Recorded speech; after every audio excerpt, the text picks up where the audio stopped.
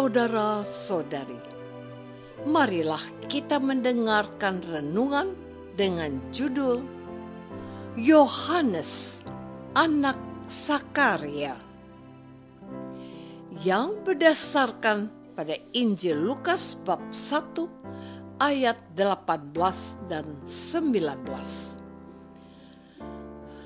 Lalu kata Sakaria kepada malaikat itu, "Bagaimanakah aku tahu bahwa hal ini akan terjadi? Sebab aku sudah tua dan istriku sudah lanjut umurnya."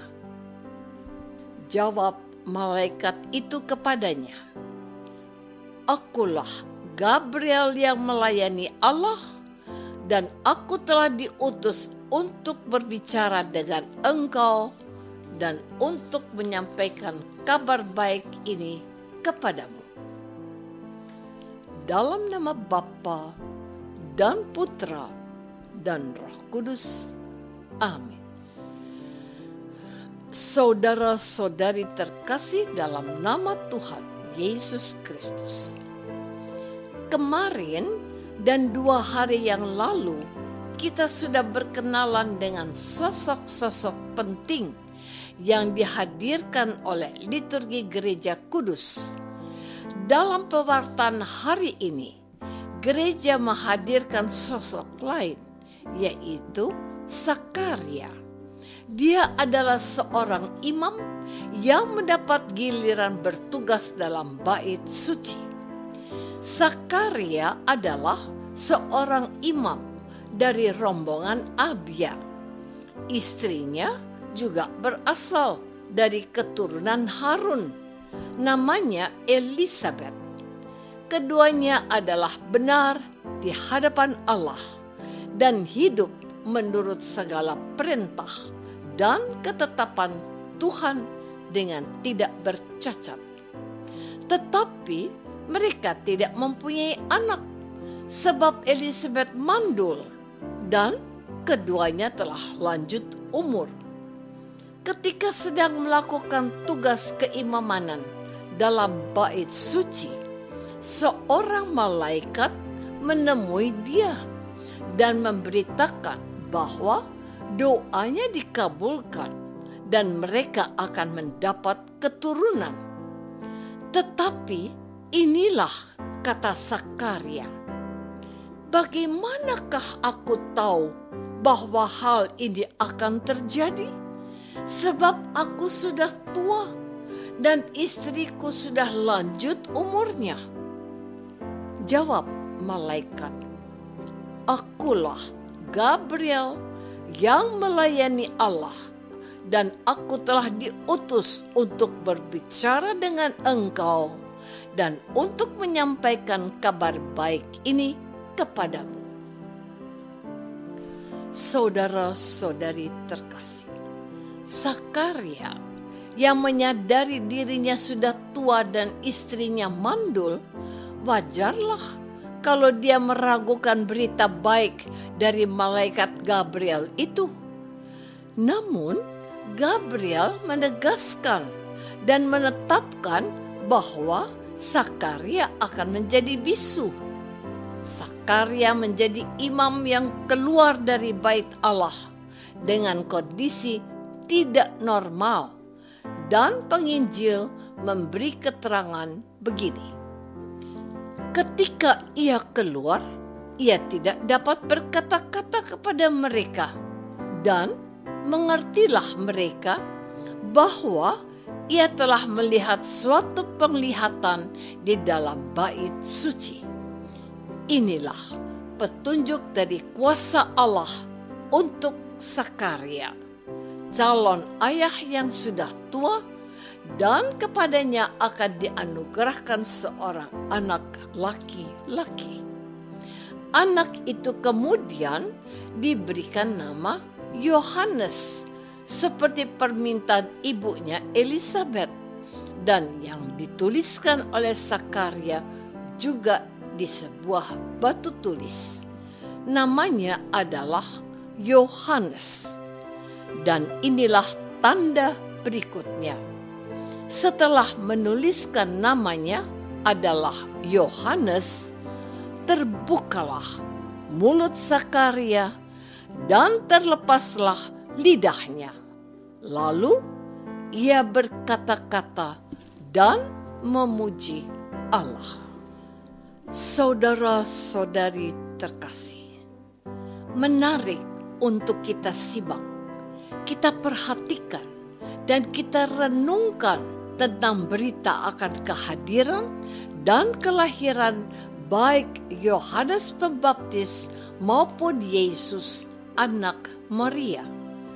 Yohanes adalah anak Zakaria yang merupakan karunia Allah di hari tuanya, juga untuk istrinya yang sudah lanjut usia dan mandul. Yesus adalah anak Maria yang merupakan karunia dari Allah di masa gadisnya, sekalipun belum bersuami. Baik Zakaria maupun Maria mempunyai persoalan yang kurang lebih sama. Bagaimana itu mungkin terjadi? Zakaria berkata, "Saya sudah tua, istriku mandul." Maria berkata, "Saya belum bersuami." Bedanya, Zakaria tidak mau percaya, tetapi Maria percaya dan berkata, "Aku ini hamba Tuhan, terjadilah padaku menurut perkataanmu itu." Hasil akhirnya sama. Zakaria mendapatkan anak yang dinamainya Yohanes setelah ia mengakui campur tangan Allah. Maria melahirkan Yesus oleh Roh Kudus. Yohanes anak Zakaria adalah nabi terakhir yang harus mempersiapkan kedatangan Yesus yang akan dilahirkan oleh Maria. Ada catatan menarik tentang Yohanes, seperti dikatakan oleh Elisabet kepada Maria yang mengunjunginya.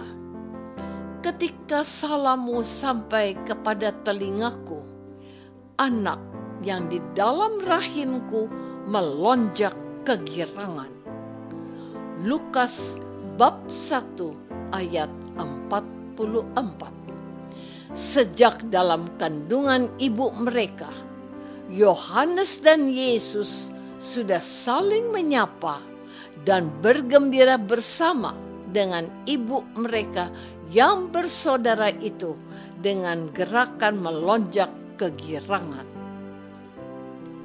Saudara-saudari terkasih, Yohanes Pembaptis adalah kado terindah baik bagi Zakaria maupun Elisabet, sebab keduanya sudah lanjut usia dan Elisabet itu mandul, tidak mempunyai anak adalah aib bagi seorang wanita Israel.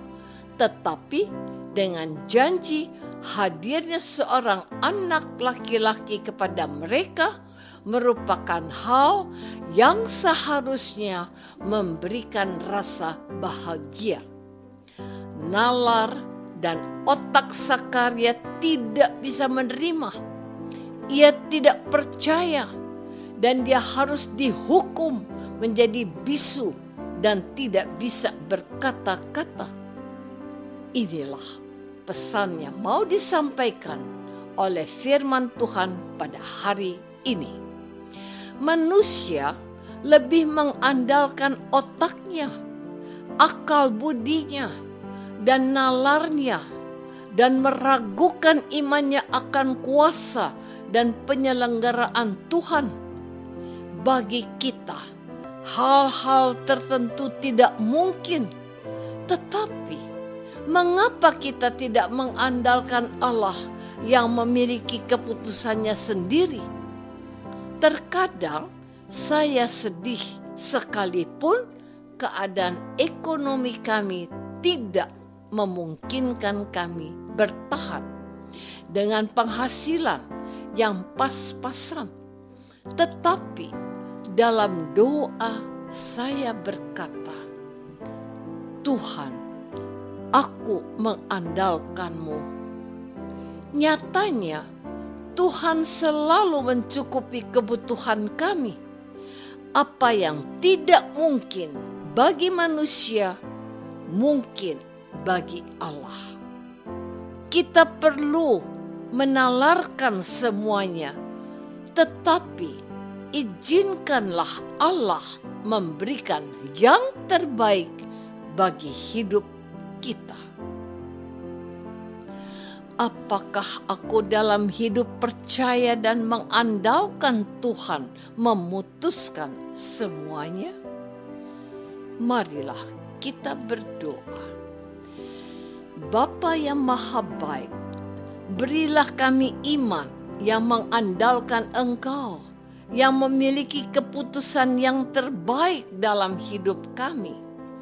Jauhkanlah kami dari sikap sombong, dan berilah kami kerendahan hati. Demi Kristus, Tuhan pengantara kami. Amin. Semoga kita semua selalu dinaungi dan dibimbing oleh berkat Allah yang Maha Kuasa. Dalam nama Bapa dan Putra dan Roh Kudus. Amin.